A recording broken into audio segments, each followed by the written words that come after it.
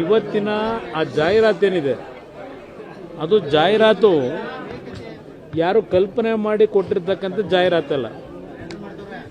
ಇತ್ತೀಚೆಗೆ ಏಕಸದಸ್ಯ ಪೀಠ ಮತ್ತು ದ್ವಿಸದಸ್ಯ ಪೀಠ ಎರಡೂ ನ್ಯಾಯಾಲಯಗಳಲ್ಲಿ ಕೊಟ್ಟಿರ್ತಕ್ಕಂಥ ಫೈಂಡಿಂಗ್ಸ್ ಏನಿದೆ, ಈ ಸರ್ಕಾರ ಈ ಒಂದು ಯೋಜನೆಯ ಹೆಸರಿನಲ್ಲಿ ಹಲವಾರು ವರ್ಷಗಳು, ಇದೊಂದೇ ಸರ್ಕಾರ ಅಲ್ಲ, ಹಲವಾರು ಅಧಿಕಾರಿಗಳು ಸರ್ಕಾರ ನಡೆಸ್ತಕ್ಕಂಥವರು ಆ ಒಂದು ಕಂಪನಿಯ ಜೊತೆ ಶಾಮೀಲಾಗಿ ಆ ಫ್ರೇಮ್ವರ್ಕ್ ಅಗ್ರಿಮೆಂಟ್ ಅಂತಕ್ಕಂಥದ್ದು ಏನಿತ್ತು ಅದೆಲ್ಲ ಉಲ್ಲಂಘನೆ ಮಾಡಿ, ವೈಲೇಟ್ ಮಾಡಿ, ಆ ಕಂಪನಿ ಮಾಲೀಕನಿಗೆ ರೆಡ್ ಕಾರ್ಪೆಟನ್ನು ಹಾಯಿಸಿ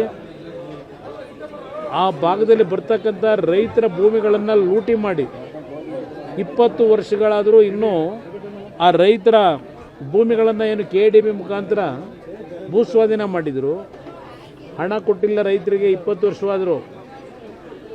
ಆ ಭೂಮಿಗಳನ್ನು ಹಲವಾರು ಜಾಯಿಂಟ್ ವೆಂಚರ್ಗಳಿಗೆ ದೊಡ್ಡ ದೊಡ್ಡ ಕಂಪನಿ ಜೊತೆ ವ್ಯವಹಾರಗಳು ನಡೆದೋಗಿದೆ.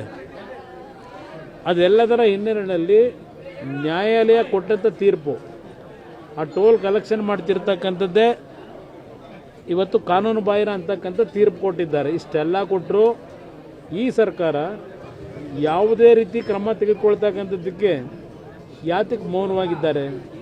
ನಿನ್ನೆ ದಿನ PWD ಸಚಿವರು ಹೇಳ್ತಾರೆ ಇನ್ನೂ 10 ವರ್ಷ ಕಂಪನಿಗೆ ಅಗ್ರಿಮೆಂಟ್ ಇದೆ ಅಂತೇಳಿ. ಯಾವ ಅಗ್ರಿಮೆಂಟ್ ಇದೆ ಅಂದರೆ ನೀವು ಸರ್ಕಾರದವರು ಅವನ ಜೊತೆಯಲ್ಲಿ ಆ ಕಂಪನಿ ಜೊತೆ ನೀವು ಸೇರ್ಕೊಂಡು ಲೂಟಿ ಹೊಡ್ಕೊಂಡು ಕೂತ್ಕೊಳ್ಳಿ, ರೈತರು ದಿನ ಕೋರ್ಟ್ ಮುಂದೆ ಅಲ್ಕೊಂಡು ನಿಂತಿರ್ತಾರಲ್ವಾ? ಇವತ್ತು ತೀರ್ಪು ಕೊಟ್ಟಿರೋದೇನೆ ಇವರಿಗೆ, ಈ ಸರ್ಕಾರಕ್ಕೆ. ಈ ಸರ್ಕಾರ ಇಂಥ ವ್ಯಕ್ತಿಗಳ ಜೊತೆ ಶಾಮೀಲಾಗಿದ್ದಾರೆ. ಇವತ್ತು ಈ ಒಂದು ಸರ್ಕಾರಗಳು ನಡೆಯತಕ್ಕಂಥದ್ದು ಯಾವನೋ ಒಬ್ಬ ವ್ಯಕ್ತಿಗೆ ರಕ್ಷಣೆ ಕೊಡಲಿಕ್ಕೆಲ್ಲ ಸರ್ಕಾರ ಇರೋದು, ನಾಡಿನ 6.5 ಕೋಟಿ ಜನತೆಗೆ ರಕ್ಷಣೆ ಕೊಡಲಿಕ್ಕಿರೋದು ಸರ್ಕಾರ ಅನ್ನೋದನ್ನು ತೀರ್ಪು ಕೊಟ್ಟಿದ್ದಾರೆ, ಫೈಂಡಿಂಗ್ಸ್ ಕೊಟ್ಟಿದ್ದಾರೆ. ಈ ಸರ್ಕಾರ ಈ ಕಂಪನಿಗೆ ಇವತ್ತು ಸಂಪೂರ್ಣ ಶರಣಾಗತಿಯನ್ನು ಮಾಡಿದ್ದಾರೆ ಅಂತಕ್ಕಂಥದ್ದು ಒಂದು. ಈ ಸರ್ಕಾರ ಮಾಡಿರ್ತಕ್ಕಂಥ ಅವ್ಯವಹಾರಗಳ ಬಗ್ಗೆ ಕ್ಲಿಯರ್ ಕಟ್ ಹೇಳಿದ್ದಾರೆ. ಇದು ಕರ್ನಾಟಕ ರಾಜ್ಯದ ಇತಿಹಾಸದಲ್ಲೇ ಒಂದು ದೊಡ್ಡ ಮಟ್ಟದ ಸ್ಕ್ಯಾಮ್ ಅಂತಕ್ಕಂಥದ್ದು ಏನು ಹೇಳಿದ್ದಾರೆ. ಇನ್ನೂ ಈ ಸರ್ಕಾರ ಮೌನಕ್ಕಿರೋದು ನೋಡಿದ್ರೆ ಏನು ಮಾರಾಟ ಮಾಡ್ಕೊಂಡಿದ್ದೀರಿ ನಿಮ್ಮ ಈ ಸರ್ಕಾರದಲ್ಲಿ ಇರ್ತಕ್ಕಂಥ ಮಂತ್ರಿಗಳು, ಮುಖ್ಯಮಂತ್ರಿ, ನಿಮ್ಮ ವ್ಯವಹಾರ ಏನು ಇಟ್ಕೊಂಡಿದ್ದೀರಿ ಅಲ್ಲಿ? ಹಾಗಿದ್ರೆ ಈ ಸರ್ಕಾರಕ್ಕಿಂತ ಆ ಕಂಪನಿ ಮಾಲೀಕ ದೊಡ್ಡವನ?